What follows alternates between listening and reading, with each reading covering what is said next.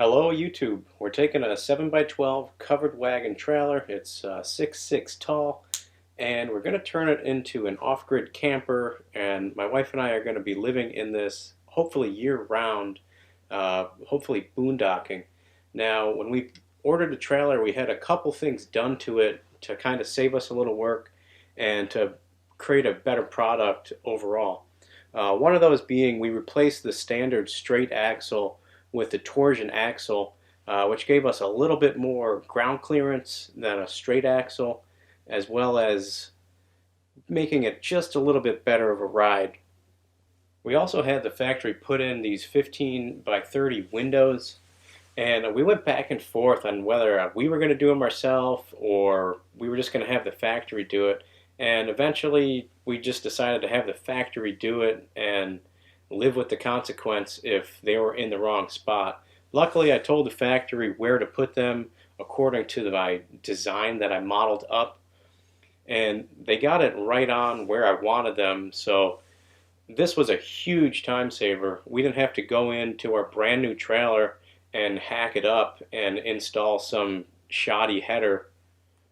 And because we let the factory do this, we're essentially under our warranty still because we didn't mess with the trailer, we didn't cut out framing. And as far as what they charged us for what it would have cost me to do, the price of that was insignificant, and the time saved having them do it was the way to go. The first thing we noticed when we picked up this trailer was all the wiring for the running lights all around the trailer were made with T-taps, and those are those garbage blue clips you see, and I'm taking all of them off. That way, once I get this thing finished and buttoned up, I don't want to have to go back in, tear my walls apart to replace these little faulty connections. So I'm taking the time now to solder these up. Just using a regular butane refillable torch, pick these up just about anywhere, and just solder them together and heat shrink when you're done, or electrical tape, and bury them.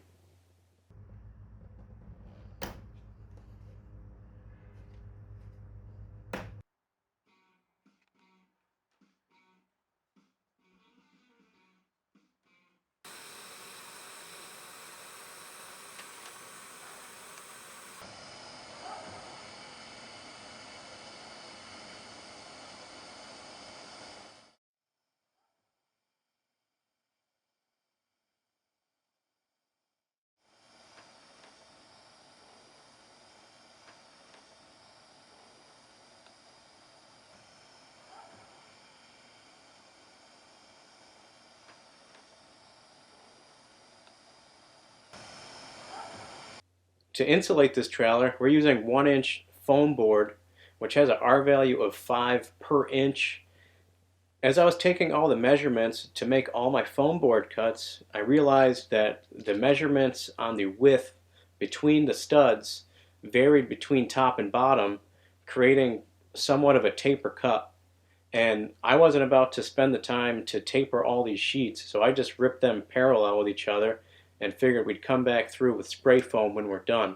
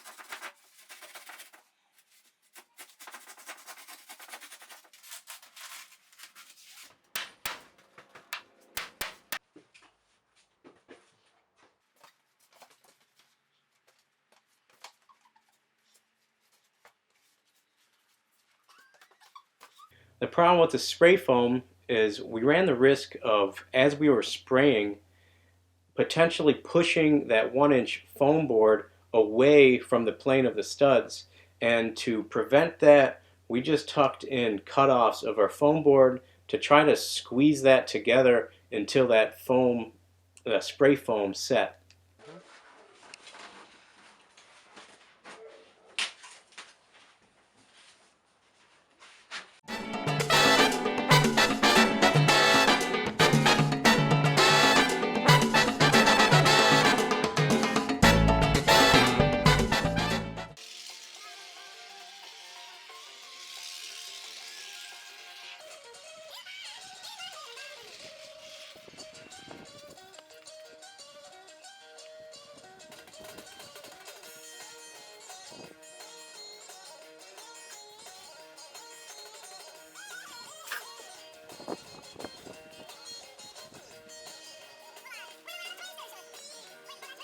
See what you got.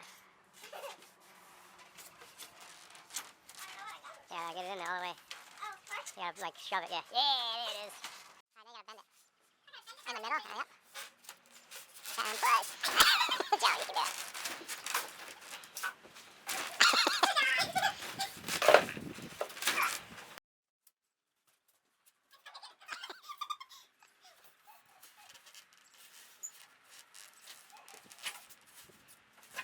You're so short.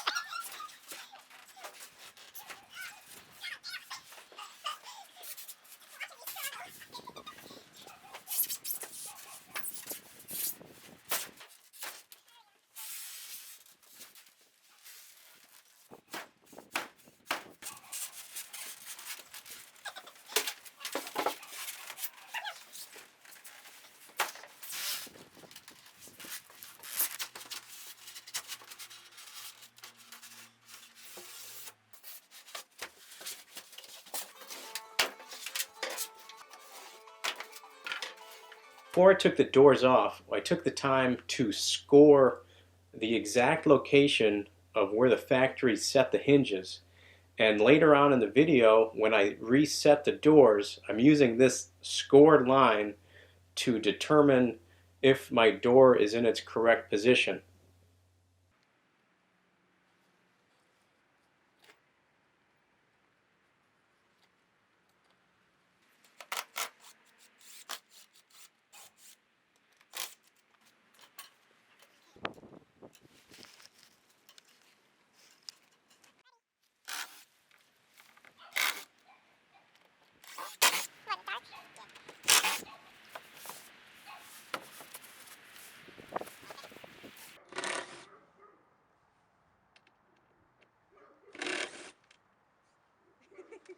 We just leave them all.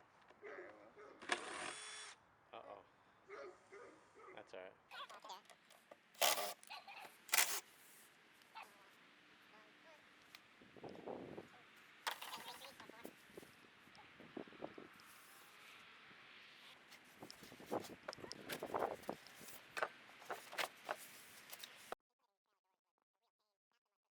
I knew these doors were going to be a huge heat loss, and I figured I could get some insulation back there. Granted, there's a whole bunch of 3/4 inch framing in here, which is an R value of 1, so it's not the most efficient door insulation, but I figured some was better than nothing. We ended up taking this 1/2 inch and ended up putting Reflectix in, really just to fill the gap. It's not a very great insulation. You know, it's probably an R1 because it's only a 1/4 inch thick. So again, it's really there just to fill the gap uh, in that 3/4 inch dead space of that door. Putting the door back together was super simple, but I took the extra step and ended up caulking all that aluminum trim all the way around. That way no water have the potential of seeping in through that door trim and potentially rotting out the bottom of that door.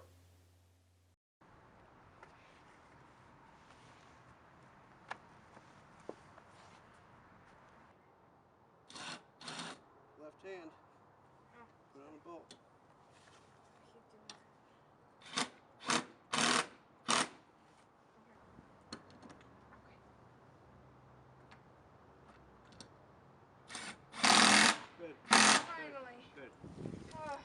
If you enjoyed this video, please stay tuned because we will be recording the whole build process of this off-grid camper, including the wiring, the plumbing, the solar, and the cabinetry. Stay tuned, and we thank you for watching.